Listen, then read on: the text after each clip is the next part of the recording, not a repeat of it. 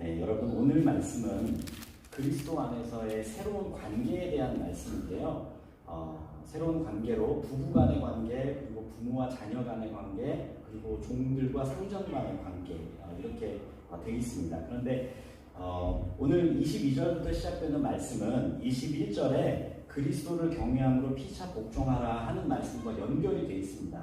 근데 지난주에 우리가 살펴봤듯이 21절 말씀은 방탕하지 말고 술 취하지 말고 이는 방탕한 것이니 오직 성령의 충만함을 받으라 하는 성령의 충만함의 결과의 네 가지로서 서로 화답하고 노래하고 감사하고 피차 복종하라 하는 이 네 가지와 함께 쓰여서 성령 충만의 결과로서 나타난다 하고 살펴보았는데, 그렇지만 이 그리스도를 경외함으로 피차 복종하라는 이 말씀은 22절부터 오늘 우리가 읽은 이 세 가지의 관계, 부부 간의, 부모 자식 간의, 종과 상전 간의 관계에도 역시 복종이 필요하다는 것을 설명하면서 다음부터 오늘 우리가 읽은 모든 말씀의 주제가 무엇인지를 21절에서 보여주는 것입니다.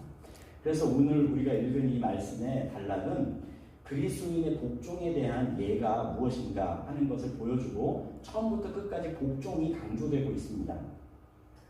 그런데 여러분 오늘 이 말씀을 한 절 한 절 읽기에 앞서서 조금 먼저 권위라는 것에 대해서, 복종을 해야 하는 이유가 되는 권위라는 것에 대해서 서론적으로 좀 먼저 말씀드리고 싶습니다. 그리고 나서 각 절에 대해서 말씀을 살펴보겠는데요. 여러분 우리가 이렇게 복종하라 하는 이 복종의 이유, 그리고 순종의 이유는 훌륭합니다. 아내나 혹은 종이나 혹은 아내나 자녀나 종이 열등하거나 가치가 덜하기 때문에 순종하라는 것이 아니고 권위 때문에 순종하라고 하는데, 여러분 오늘날 이 권위라는 얘기를 하면 되게 시대에 뒤떨어지는 것처럼 느껴지지 않습니까? 저도 그래요. 우리가 조금이라도 우리의 자유를 억압하거나 좀 우리를 통제하려고 드는 걸 우리는 견디기가 힘들거든요. 게다가 역사적으로 생각해보면 과거부터 지금까지 여성들이 굉장히 많은 차별을 당하고 억압을 받아왔었죠. 그리고 어린아이들도 지금은 물론 안 그렇지만은 오늘날도 그렇지만 옛날을 생각해보면 아이들도 과거에는 인간 이하의 대접을 많이 받았고, 또 근로자들도 적절한 대우를 받지 못하고 굉장히 열악한 대우를 받아왔던 것이 사실입니다. 그러면 이런 역사적이고 현실적인 것들을 생각해보면 복종하라 하는 말씀보다는 오히려 투쟁하거나 해방하라 하는 말씀이 어울릴 것 같은데, 오늘 사도는 우리에게 오히려 복종을 말씀하신단 말이에요. 그런데 이 복종에 대한 말씀을 우리가 깊이 생각하기 전에 먼저 예수님께서, 그리고 예수님의 사도들의 가르침을 통해 여성과 아이와 종이 존엄한 존재다. 남자나 혹은 어른이나 혹은 주인과 똑같이 존엄하고 하나님 앞에서 똑같은 하나님의 형상으로 지음받았기 때문에 동등한 존재고 평등하다는 것을 우리가 먼저 생각하고 있어야 합니다. 또 우리들 모두는 그리스도의 지체로 한 몸으로 부름받은 사람들이잖아요. 그러면 우리가 왜 복종을 해야 하는가? 이 복종이라는 것은 존재가 열등하기 때문에 하는 것이 아니고 역할 때문에 복종하게 되는 것입니다.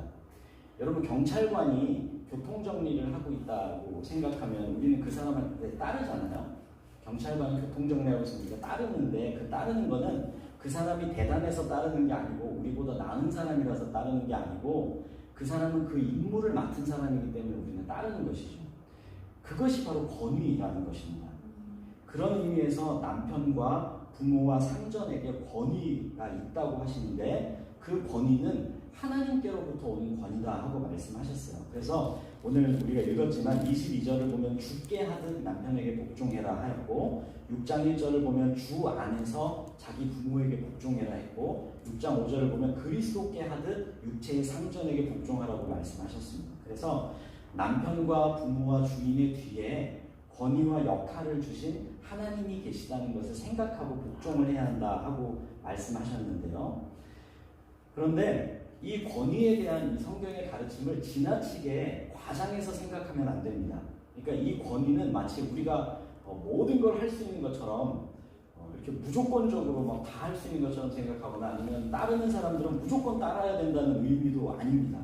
우리가 복종하는 것은 인간에게 위임된 하나님의 권위에 대한 순종이고 복종이기 때문에 그 권위를 행사하는 사람이 하나님이 주신 권위를 잘못 행사하거나 권위를 행사하지 말아야 되는 일에 행사한다면 오히려 충성되게 그 권위에 불복종하는 것이 옳습니다. 앞서 권위를 사용한 것에 대해서 중요한 것은 절대로 그 권위를 이기적으로 사용해서는 안 되고 그 권위가 주어진 본래의 목적대로 사용해야 된다는 게 있습니다. 여러분 앞에서 교통경찰의 예를 들었는데 교통경찰이 일을 하는 거는 사람들이 이제 빠르게 잘 통과하고 질서를 유지하기 위해서잖아요. 근데 교통경찰이 그게 아니라 뭔가 돈을 받기 위해서 일을 한다거나 아니면 자기의 유익을 위해서 그 권위를 사용한다면 그 권위에 따르지 않는 것이 맞죠. 그래서 그 권위는 자기의 유익을 위해서 주어진 것이 아닙니다. 그래서 성경은 남편과 부모와 주인의 의무에 대해서 말할 때 권위를 너희가 적극적으로 행사해라 이렇게 얘기하시는 게 아니고 오늘도 나오겠지만 권위를 행사하라는 것이 아니고 권위를 조심해서 행사해라. 오히려 주의 깊게 그것을 절제해야 될 것에 대해서 굉장히 많이 강조하십니다. 그래서 자기의 지위를 이기적으로 사용하거나 아니면 그렇게 행동해서는 안 되고 상대방의 책임과 권리를 기억해야 된다고 계속해서 촉구하십니다. 그래서 남편은 아내를 사랑하고 돌보아야 하는 의무가 있고 부모는 자녀를 노엽게 만들고 주의를 기울여서 양육해야 되고 주인은 종들을 위협하지 말고 정당하게 대해야 한다고 이제 말씀하시는 것입니다. 여기까지 이제 말씀드렸고요. 이제 각 절에 대해서 우리가 한 절씩 한 절씩 살펴보겠습니다. 여러분 22절에서 24절까지는 아내의 책임에 대해서 먼저 나옵니다. 우리 22절을 먼저 읽어보겠습니다. 시작.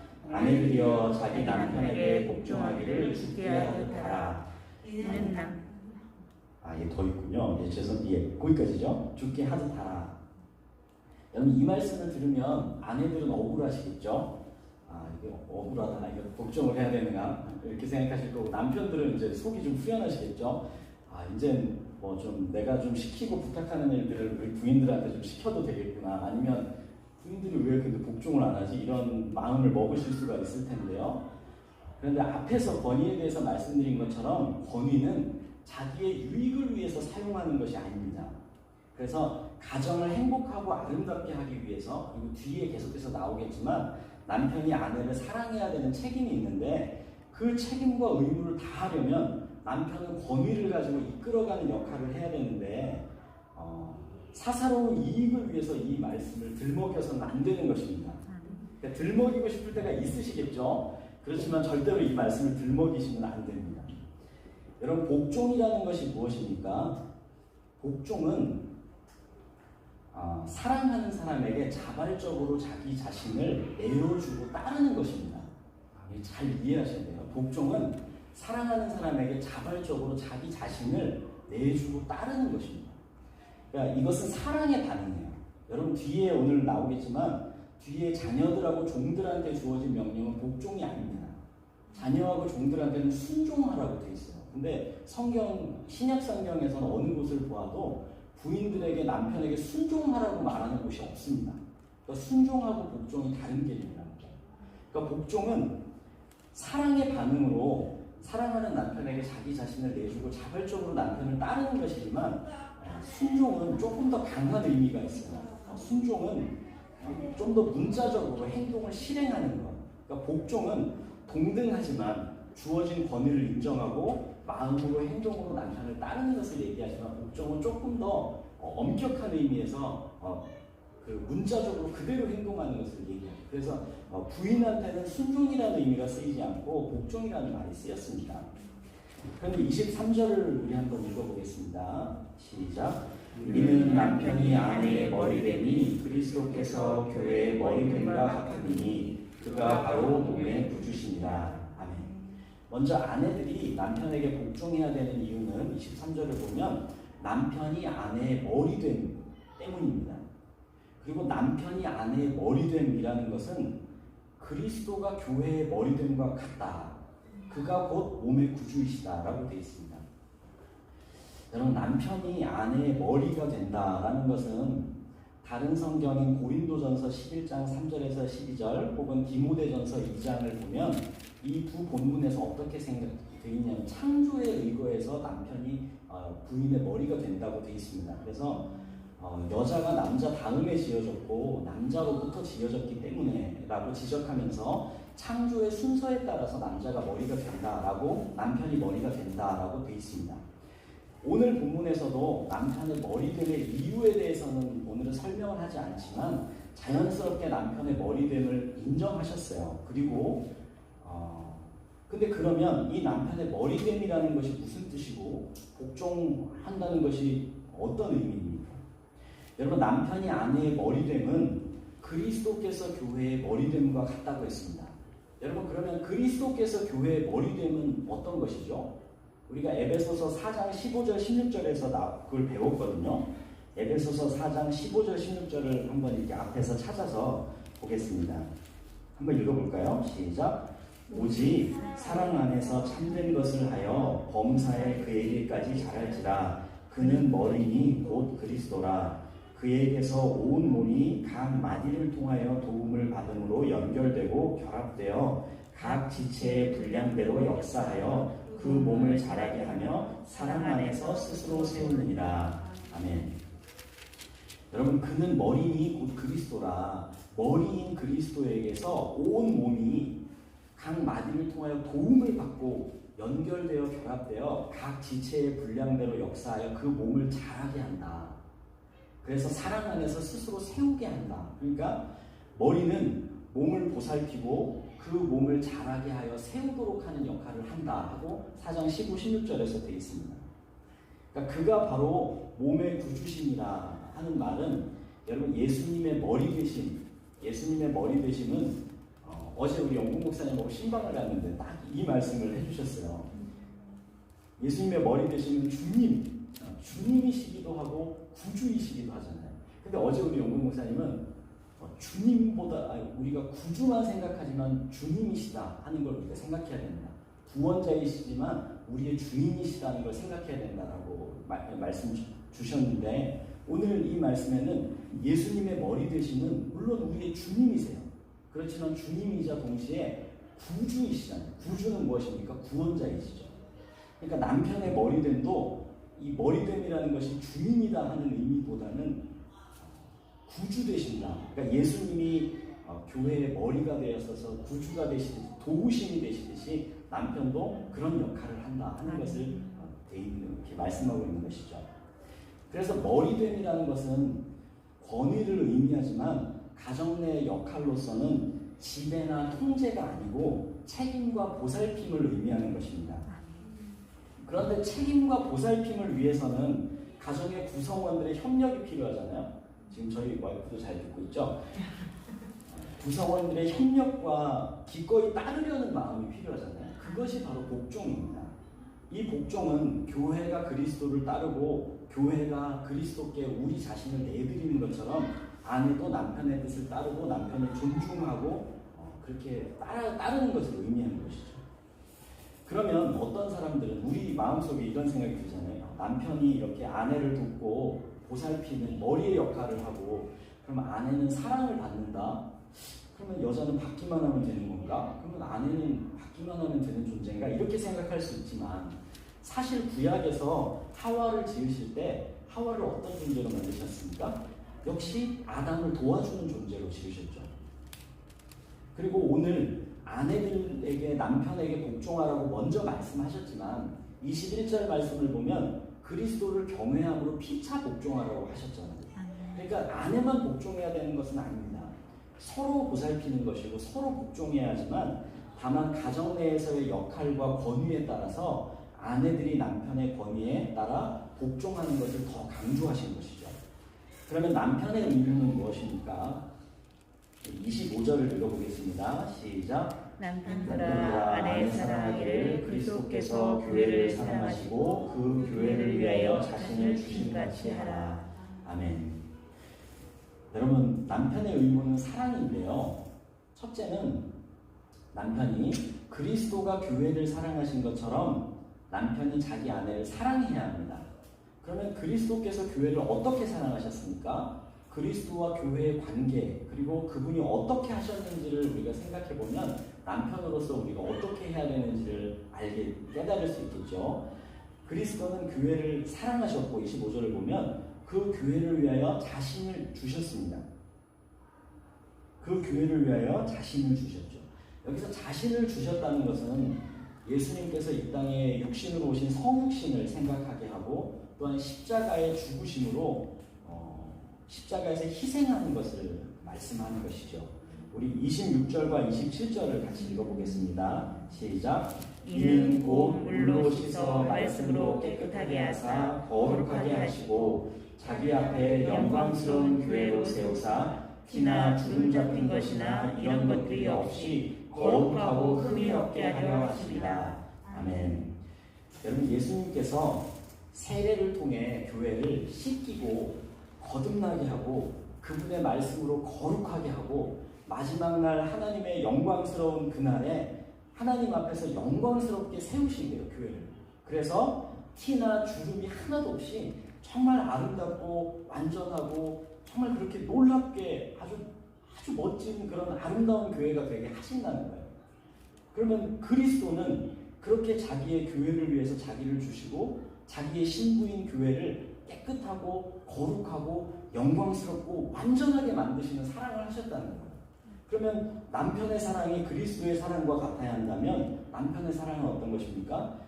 아내를 위해서 물론 자기 자신을 내어주고 예수님처럼 희생하는 사랑을 25절에서 말씀하셨고 26, 27절에서는 남편의 사랑도 아내를 완전하게 만드는 사랑, 그러니까 아내를 깔보거나 낮추거나 억누르거나 짓밟는 것이 아니고 아내가 온전한 잠재력을 개발하고 하나님 앞에서 본연의 하나님께서 주신 그 본연의 모습을 완전하게 펼치고 영광스러운 모습이 될 수 있도록 자기 자신을 내어주는 사랑을 해야 된다는 것입니다. 아멘. 여러분 28절에서 30절까지 우리 말씀을 보면요, 여기서는 다시 28절에서 이제 32절까지는 남편의 머리됨이 어떤 의미인가를 다시 말씀해 주시고 남편과 아내가 한 몸이라는 것을 다시 말씀하시는데요. 우리 28절 말씀을 같이 한번 읽어보겠습니다. 시작. 이와 같이 남편들도 자기 아내를 사랑하기를 자기 자신과 같이 할지니 자기 아내를 사랑하는 자는 자기를 사랑하는 것이라. 아멘. 남편들이 자기 아내 사랑하기를 자기 사랑하는 것처럼 해야 된대요. 왜냐하면 아내를 사랑하는 것이 자기 자신을 사랑하는 것이기 때문입니다. 왜 그렇습니까? 아내와 자기 자신은 한 몸이기 때문이죠. 한 몸이기 때문입니다. 부부 일심동체라는 말이 있잖아요. 아내는 내 몸이라고 이렇게 일심동체라는 말이 있는데 성경에서 그 말씀을 하시는 거예요. 아내는 한 몸이라는 거예요. 29절과 30절 말씀이 그 말씀입니다. 29절을 보면 누구든지 언제나 자기 육체를 미워하지 않고 오직 양육하여 보호한다. 자기 몸을 당연히 보호하지 않는가. 그런데 사람이 자기 몸을 보호하는 걸 어떻게, 이 뒤에 어떻게 얘기하냐면 사람이 자기 몸을 보호하는 거하고 그리스도께서 교회에게 함과 같다. 그리스도와 교회의 몸도 한 몸이잖아요. 그리스도께서 교회를 보호하고 교회를 양육하여 보호하시는 것처럼 사람이 자기 자신의 몸을 양육하고 보호하지 않느냐.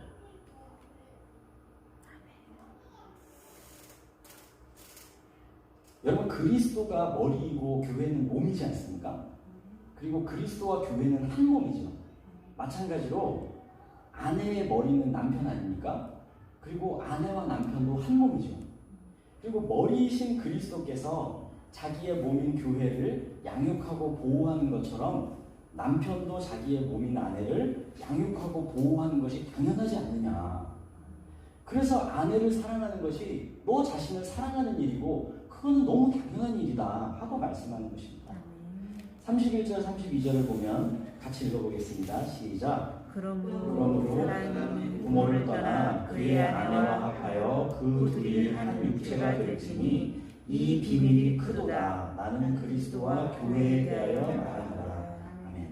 사람이 부모를 떠나 그의 아내와 합하여 그 둘이 한 몸이 되는 것 아니냐. 그 둘이 한 몸이 된다. 그런데 지금까지 한 이 말씀이 이 비밀이 큰데 이것이 남편과 부인에 대한 이야기이지만 이것은 곧 그리스도와 교회에 대한 말씀이다 하고 이야기하는 것입니다. 33절 말씀 우리 같이 읽어보겠습니다. 시작. 그러나 너희도 각각 자기의 아내 사랑하기를 자신같이 하고 아내도 자기 남편을 존경하라. 아멘. 여러분, 그러므로 각각 자기 아내를 자기 자신 사랑하는 것 같이 해야 하고, 마치 머리이신 그리스도께서 몸인 자신의 교회를 사랑하는 것처럼 우리가 아내와 남편이 한 몸이고 또한 머리와 몸으로 또 주님께서 그렇게 비유해 주신 것처럼 자기 아내를 사랑해야 하고 아내도 자기 남편을 존경하고 또 복종하고 따르라 하는 말씀을 해 주셨습니다.